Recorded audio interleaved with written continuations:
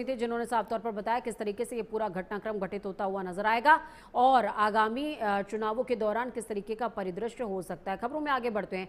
देहरादून में धामी कैबिनेट की बैठक है। 5 नए मंत्रियों के शामिल होने के बाद पहली बैठक। सचिवालय में नए मंत्रियों के साथ में सीएम की पहली बैठक। 4 धाम यात्रा की व्यवस्थाओं पर चर्चा। 12 सदस्यीय पूर्ण कैबिनेट की पहली बैठक। ये बड़ी अपडेट आपको बता रहे हैं। कैबिनेट बैठक में 16 अहम प्रस्ताव पास हुए हैं। होमगार्ड्स के लिए नई नियमावली को मंजूरी मिली है। स्वरोजगार योजना में पूर्व अग्निवीरों को कोटा मिलेगा। पुलिस भर्ती की आयु सीमा में बदलाव के बाद फिर मिलेगा मौका। न्याय विभाग के कर्मचारियों को 10 लाख तक का सॉफ्ट लोन। 31 मार्च 2025 तक ऊर्जा विभाग की सब्सिडी होगी। देहरादून में मुख्यमंत्री पुष्कर सिंह धामी की अध्यक्षता में आयोजित कैबिनेट की महत्वपूर्ण बैठक संपन्न हो गई है। बैठक के बाद गृह सचिव शैलेश बगोली ने ब्रीफिंग करते हुए बताया कि आज कुल 16 महत्वपूर्ण प्रस्तावों पर कैबिनेट की मुहर लगी है। इसमें ऊर्जा, कार्मिक, शिक्षा, गृह और लोक निर्माण विभाग जैसे प्रमुख विभागों के प्रस्ताव शामिल हैं।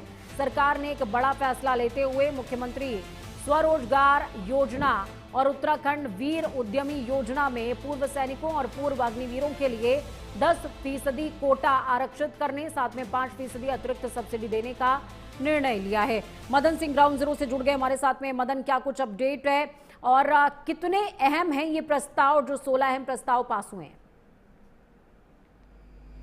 आप मुझे देखिए, निश्चित तौर पर ये जो 16 प्रस्ताव पास हुए बहुत ही अहम है राज्य के लिए। और जिस तरीके से आज देखा गया कि पहली बार जो 5 नए मंत्री आज कैबिनेट में मौजूद थे और निश्चित तौर पर ये उम्मीद भी की जा रही थी कि कहीं ना कहीं मंत्रियों के जो पोर्टफोलियो उससे संबंधित भी कुछ प्रस्ताव आएंगे। हालांकि इस तरीके की जो है इस तरीके के प्रस्ताव वहां नहीं देखने को मिले, लेकिन जो कैबिनेट ने जिस पर मोहर लगाई 16 प्रस्ताव कहीं ना कहीं बहुत अहम है, जिसमें कि खासतौर पर शिक्षा हो, कार्मिक विभाग है, उसके साथ ही गृह विभाग है, ऊर्जा है, पीडब्ल्यूडी है। तो ये तमाम ऐसे विभाग है जिनके प्रस्ताव आज यहाँ पर पास हुए हैं। और निश्चित तौर पर सबसे बड़ी बात ये थी कि 4 धाम यात्रा को लेके विशेष चर्चा आज हुई है कैबिनेट में। और क्योंकि 4 धाम यात्रा शुरू होने वाली है और क्योंकि जिस तरीके की वैश्विक संकट जो है सामने खड़ा है, और अगर इस परिस्थिति में 4 धाम यात्रा होती है तो कैसे जो है सभी व्यवस्थाएं दुरुस्त की जाएंगी, इस पर विशेष चर्चा यहाँ पर हुई है। और निश्चित तौर पर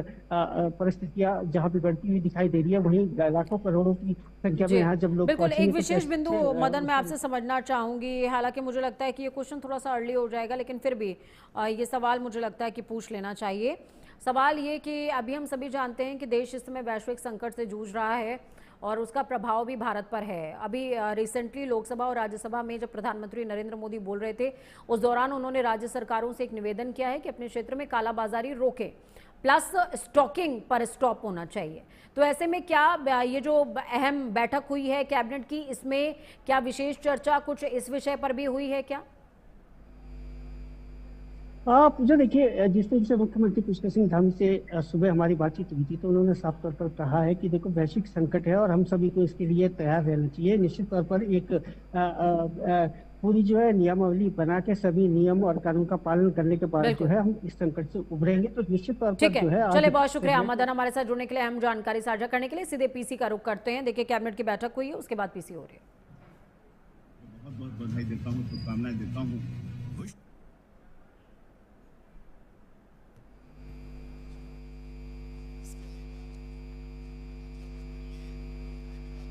उत्तराखंड होमगार्ड समूह को और ख सेवा संशोधन नियमावली का प्रख्यापन करने में आज माननीय मंत्रिमंडल द्वारा अनुमति दी गई। इसमें विशेष व्यवस्था ये है कि पूर्व में होमगार्ड्स विभाग के अंतर्गत कमांडेंट केंद्रीय प्रशिक्षण संस्थान हेतु कमांडेंट का पद सृजित किया गया था 2024 में, परंतु उसकी नियमावली नहीं बन पाई थी, तो उसकी वजह से प्रमोशन बाधित हो रहे थे। आज उसकी नियमावली को लागू करने पर आज माननीय मंत्रिमंडल द्वारा अनुमति दी गई। अगला मत ये भी गृह विभाग का मत था। इसमें भारतीय न्याय संहिता लागू होने के बाद जो डिजिटाइजेशन की व्यवस्था की गई है और कंप्यूटर आधारित अन्वेषण की व्यवस्था इसमें की गई है, उसमें इसमें कई तरह की ट्रेनिंग हमारे पुलिस के कार्मिकों को दी जानी है, जिसमें forensic, law science, cyber, computer, CCTNS आदि तकनीकी विषयों की ट्रेनिंग दी जानी है। तो ट्रेनिंग संस्थानों में हमारे विषय विशेषज्ञ कई बार मार्केट से नहीं मिल पाते हैं, तो इसमें जो एक भारत सरकार की संस्था है national institute for electronics and information technology, ये आईटी विभाग के अंतर्गत आती है, तो उनके माध्यम से एक्सपर्ट्स को लेने के लिए आज माननीय मंत्रिमंडल द्वारा अनुमति दी गई।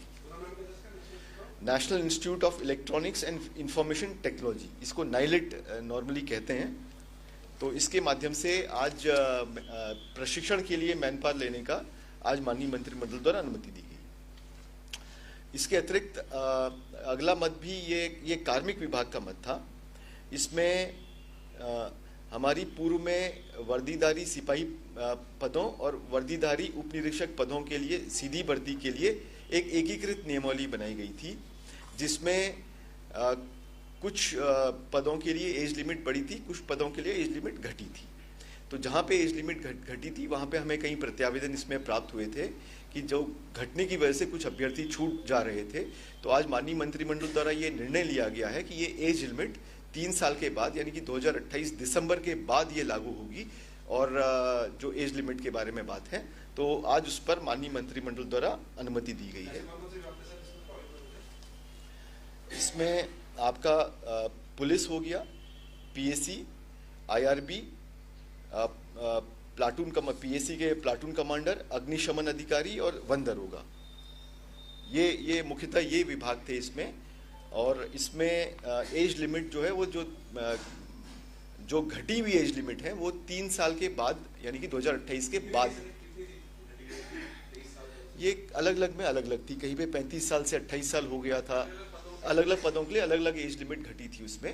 तो उसको ये निर्णय लिया गया कि अभ्यर्थियों के हित में ये जो घटी हुई एज सीमा है वो 2028 के बाद यानी कि 2029 से लागू होगी। अभी 3 साल तक उन लोगों को मौका मिलेगा जी।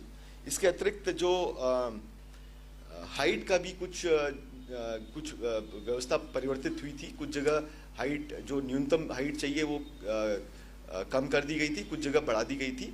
तो जहाँ पे न्यूनतम बढ़ा दी गई है वो बढ़ी हुई नहीं मानी जाएगी, वो जो पुरानी नियमावली में व्यवस्था थी उसी के अनुसार रहेगी। अगला मत ये माध्यमिक शिक्षा विभाग का मत था। इसमें माननीय न्यायालय द्वारा